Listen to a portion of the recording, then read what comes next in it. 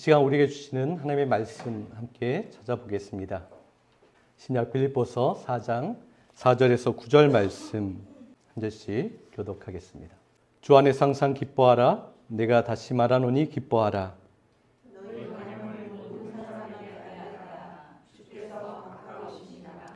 아무것도 염려하지 말고 다만 모든 일에 기도와 간구로 너희 구할 것을 감사함으로 하나님께 아뢰라.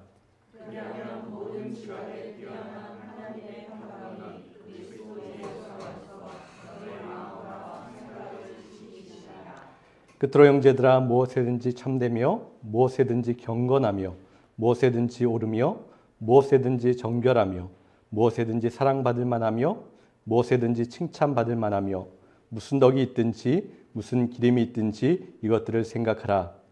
너희는 내게 배우고 받고 듣고 본 말을 행하라. 그리하면 평강의 하나님이 너희와 함께 계시리라. 빛과 생명으로 오신 주님을 간절히 소망하며 기다리는 대림절 셋째 주를 맞이합니다. 세 번째 불이 밝혀졌어요.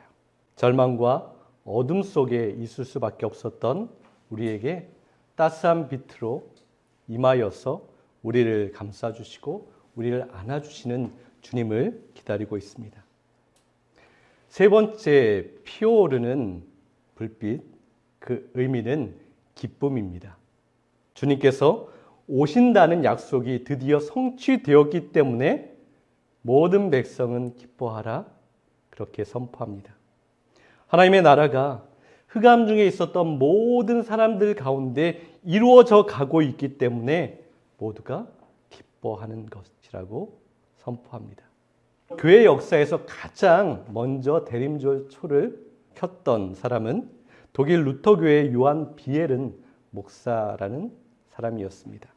1833년 고아들을 위해서 이 목사님은 학교를 세웠고요. 그 학교에서, 그 기숙사 학교에서 처음으로 이 대림절 초를 켰습니다. 아이들이 그 점점 밝아져가는 그 초를 보면서 그렇게 물어보고 그렇게 기다렸다고 해요. 예수님 언제 오세요? 라고 서로 물어보면서 그렇게 엄청 기대하며 간절히 기다리는 그러한 초를 켰습니다. 그것이 교회 역사의 전통으로 남아서 교회마다 그렇게 대림절 초를 밝히고 있어요. 첫 번째 촛불, 불빛의 의미가 무엇이었습니까? 첫 번째 불빛은 기다림과 소망을 뜻했어요. 그리고 지난주에 두 번째 불빛을 우리가 보았죠. 그것은 회개와 평화의 불빛이었습니다. 그리고 오늘 세 번째 촛불, 그 빛은 기쁨이라고 우리에게 알려주고 있어요. 그래서 교회는 전통적으로 이 세 번째, 대림절 세 번째 주일을 가우데테 주일이라고 불렀습니다. 오늘 라틴어인데요. 그 의미가 기쁨, 기뻐하라는 뜻입니다. 그래서 기쁨의 주일입니다. 물론 모든 주일은 다 기쁨의 주일이지만 특별히 대림절 세 번째 주일은 더 기뻐하고 기뻐해야 할 그 시간, 주일이라고 알려주고 있어요. 그런데 여러분, 이 기뻐하라라는 말을 들으면 어떠세요? 우리가 믿음의 사람이긴 하지만 이 기뻐하라는 말을 들으면 딱 마음에 뭔가 걸릴 때가 많이 있어요. 성경에서 말하고 있는 이 기뻐하라는 말이 좀 불편하게 여겨질 때가 있습니다. 그 표현이 마음에 들지 않아요. 우리를 이해하거나 빠져나갈 틈을 주지 않는 것 같은 그러한 느낌을 받을 때가 있어요. 기뻐해 줄 수 있겠니? 기뻐해 주면 좋겠는데 기뻐할 수 있도록 노력하면 좋겠어 라는 그런 표현을 사용했다라면 더 좋을 것 같은데 성경에서는 항상 강한 명령형으로 기뻐하라라고 말하고 있어요.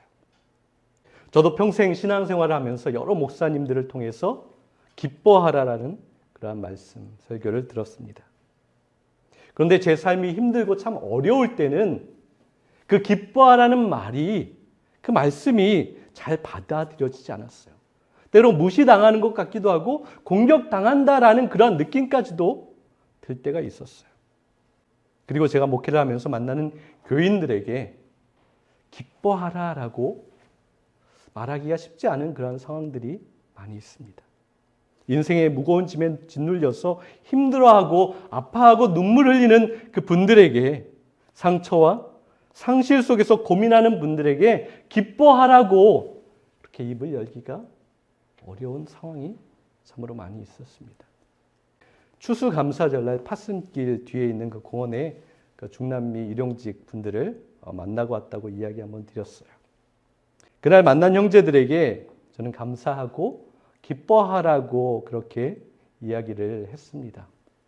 그런데 그분들에게 감사하세요, 기뻐하세요 라고 말하는 것이 정당한 것일까라는 그런 생각이 들었습니다. 생활 물가는 오를 대로 오르고 일할 수 있는 자리는 점점 더 줄어들고 신분 문제로 인해서 불안은 가중되고 멀리 떨어져 있는 가족들은 만날 수도 없는 그런 상황이에요. 몸은 이곳저곳 안 아픈 곳이 없고 사회적으로 무시당하기 일쑤고요. 매일매일 존중받지 못하는, 무시받는 그러한 일들을 날마다 경험하는 그분들에게 기뻐하세요, 감사하세요 그렇게 말하는 것이 그분들에게 짐을 지어주는 것은 아닐까, 그분들에게 폭력적으로 받아들여지는 것은 아닐까라는 그런 무거운 생각이 들었습니다. 그런데 오늘 빌립보서 본문의 말씀을 한번 보세요. 4절입니다. 주 안에서 항상 기뻐하라. 내가 다시 말하노니 기뻐하라. 바울이 말합니다. 항상 기뻐하십시오. 다시 한번 말합니다. 또 기뻐하십시오라고 바울이 아주 강하게 말하고 있어요. 데살로니가전서 5장 16절에서 18절도 한번 보세요. 우리가 잘 아는 말씀이죠. 항상 기뻐하십시오. 늘 기도하십시오. 어떤 처지에서든지 감사하십시오. 이것이 그리스도 예수를 통해서 여러분에게 보여주신 하나님의 뜻입니다. 그냥 기뻐하는 것이 아니에요. 가끔 기뻐하는 것이 아니에요. 항상 기뻐하라는 거예요. 오직 기뻐하라는 거예요.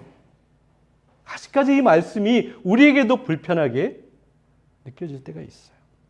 불편합니다. 기뻐할 일이 있어야지 기뻐하지 라는 그런 생각이 들 때가 있어요. 그런데 여러분, 왜 기뻐하라는 말을 바울이 이렇게 강력하게, 또 하나님께서 성경에 이렇게 강력하게 담아두셨을까요? 왜 반복합니까? 항상, 매 순간, 매일, 하루하루 기뻐하라고. 우리는 그렇게 할 수 없을 것 같은데, 그렇게 하기 싫은데 왜 그렇게 하라고 말씀하셨습니까? 그만큼 우리에게는 기뻐할 일들이 없기 때문에 그런 거예요. 기뻐할 상황이 아니에요. 기뻐할 것이 많은 사람들에게는 굳이 기뻐하라고 말할 것이 없을 거예요. 그렇게 말하지 않아도 기뻐할 조건이 많은 사람들에게는 이러한 말을 줄 필요도 없고 그들이 받을 필요도 없다라는 거예요. 그리고 이 기뻐하라고 말하는 바울의 모습과 지금 상황은 어떻습니까? 바울은 지금 감옥에 갇혀 있어요. 이 빌립보에 편지를 보내는 중에도 갇혀서 이 편지를 쓰고 있는 거예요. 그는 잘못한 것이 없어요. 그저 복음을 전하다가 그것 때문에 붙잡혀서 아주 흉악한 범죄자처럼 자유를 잃고 갇혀 있습니다. 고린도후서 11장 23절에서 27절을 보세요.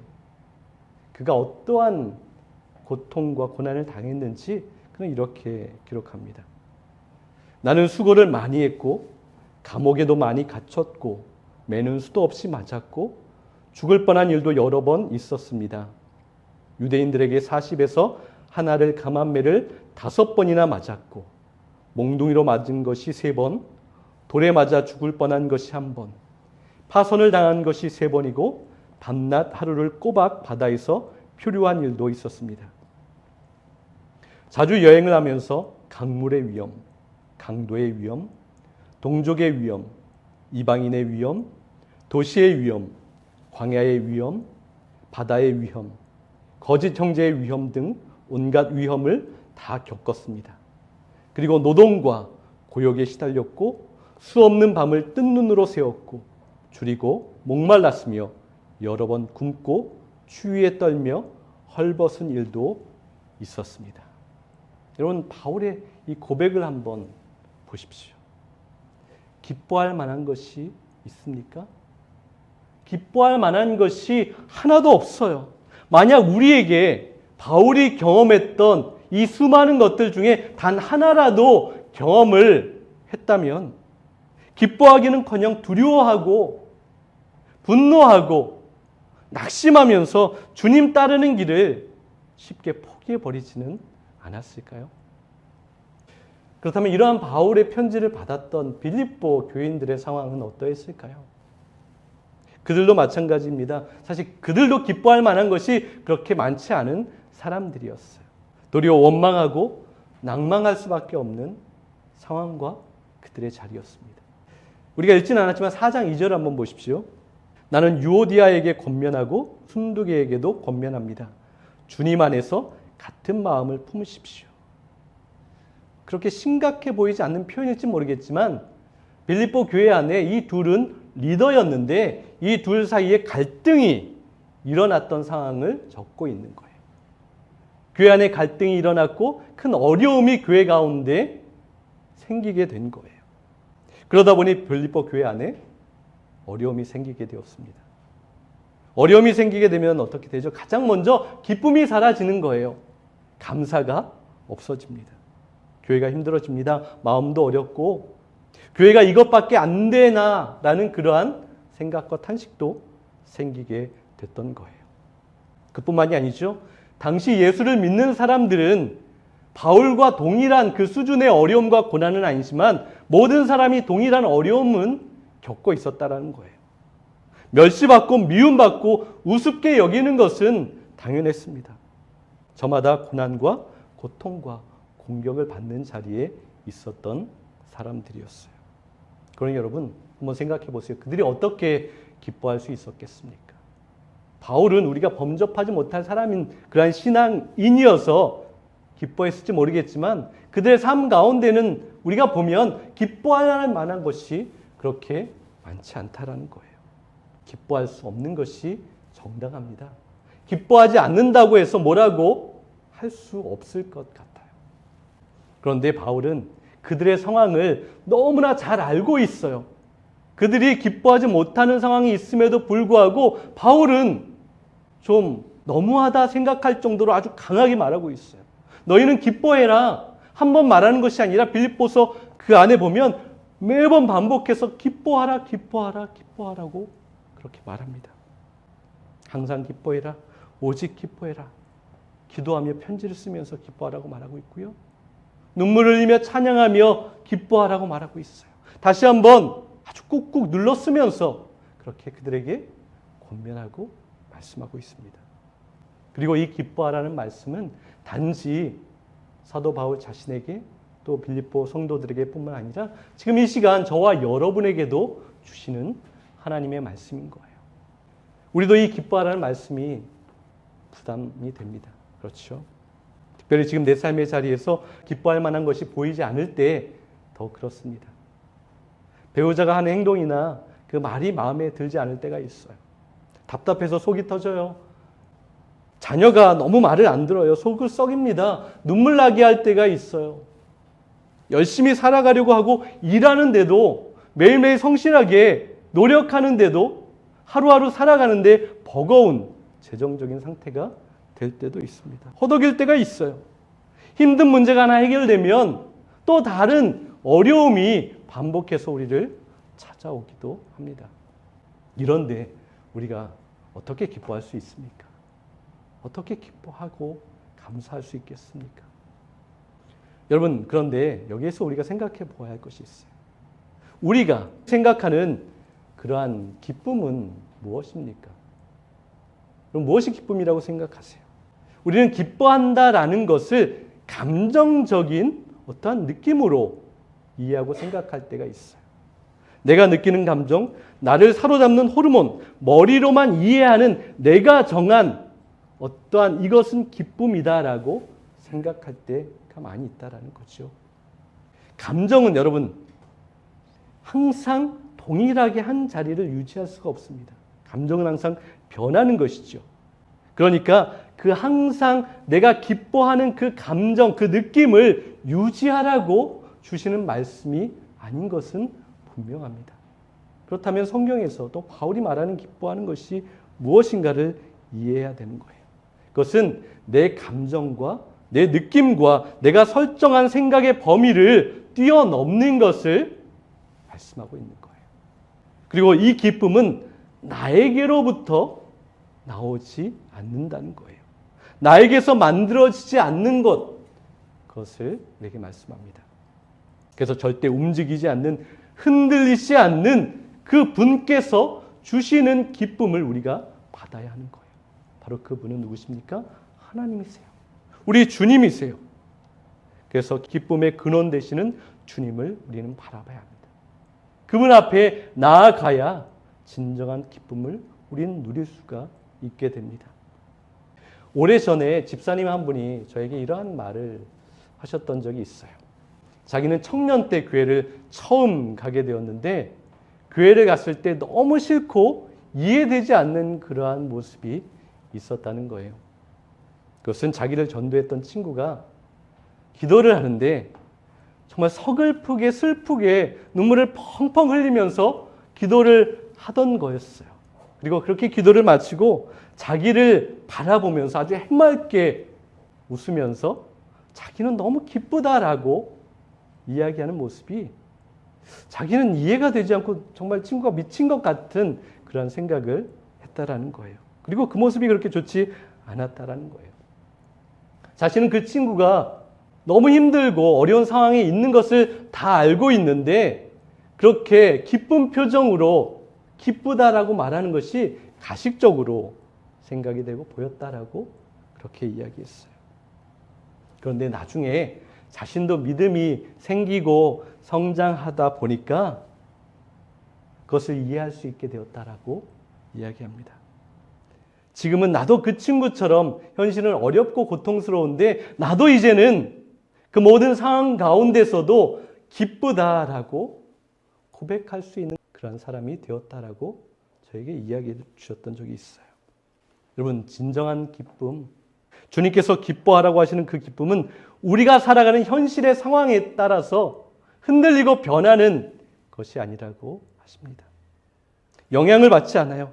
일반적인 가치관은 어떻습니까? 돈을 많이 벌면 기쁘고요. 돈을 벌지 못하면 슬픕니다. 배우자가 잘해주면 기쁘고 속썩이면 슬퍼요. 교회에서도 그렇죠. 교인들이 많아지면 기쁘고 정체되거나 어려움이 있으면 슬퍼요. 그런데 진정한 기쁨은 성령의 열매 중에 하나라고 말합니다. 희락이라고 하죠. 기쁨이 성령의 열매인 거예요. 그래서 이 기쁨은 성령님께서 하나님께서 주시는 겁니다. 우리 안에서 생기는 것이 아니라 모든 상황을 초월하는 하나님의 은혜가 임할 때 우리 가운데 기쁨이 완성되는 것이라고 말씀합니다. 요한복음 14장 27절을 한번 보십시오. 평안을 너희에게 주노니 곧 나의 평안을 너희에게 주노라. 내가 너희에게 주는 것은 세상이 주는 것과 같이 아니하니라. 이 평안을 기쁨이라는 말로 동일하게 사용할 수도 있습니다. 그래서 이렇게 이해할 수 있어요. 기쁨을 너희에게 주노니 곧 나의 기쁨을 너희에게 주노라. 내가 너희에게 주는 것은 세상이 주는 기쁨과 같지 않다라고 하나님께서 말씀하세요. 맞아요, 여러분. 기쁨은 주님이 존재하심으로 족하다라는 거예요. 주님께서 우리와 함께 하시기 때문에 우리는 그래서 기뻐할 수 있어요. 기쁨은 주님과 우리와의 관계 안에서만 우리가 얻게 되는 거예요. 누릴 수 있게 됩니다. 주님 안에 있을 때만 진정한 기쁨이 넘치게 되는 거예요. 하나님만이 기쁨을 주시는 분이십니다. 그리고 하나님만이 우리의 기쁨의 대상이 된다라고 성경에서 말씀하세요. 느헤미야 8장 10절을 한번 보십시오. 여호와로 인하여 기뻐하는 것이 너희의 힘이니라. 데살로니가전서 1장 6절도 보십시오. 여러분은 많은 고난을 당하면서도 성령께서 주시는 기쁨으로 말씀을 받아들여서 우리와 주님을 본받는 사람이 되었습니다. 시편 37편 4절도 한번 보세요. 기쁨은 오직 주님에게서 찾아라. 주님께서 내 마음의 소원을 들어주신다. 여러분, 하나님께서 말씀을 통해서 우리에게 분명하게 확증해 주셨습니다. 하나님께서 영원히 살아 계시기 때문에 우리에게는 영원한 기쁨이 있다라는 거예요. 그 기쁨이 지속됩니다. 영원한 기쁨이 되는 거예요. 환경에 따라서 기쁨이 있었다 없어졌다는 것이 아니라 하나님께서 우리와 함께 하시기 때문에 하나님이 그 기쁨을 주시기 때문에 우리는 기뻐할 수 있는 거예요. 성령의 기쁨으로 수많은 고난을 견디며 참아낼 수 있어요. 여러분, 고난과 환난 가운데 기뻐할 수 있습니까? 그런데 말씀에 기뻐할 수 있다라고 말하고 있어요. 고난과 환난이 임하는데 성령님이 주시는 기쁨이 있으면 그것으로 만족할 수 있다. 너희는 기뻐할 수 있다라고 우리에게 선포하십니다. 우리가 누리는 기쁨은 그래서 환경과 상황에 영향을 받지 않아요. 그리고 그 기쁨은 주님에게서만 찾아야 한다라고 말씀하고 있어요.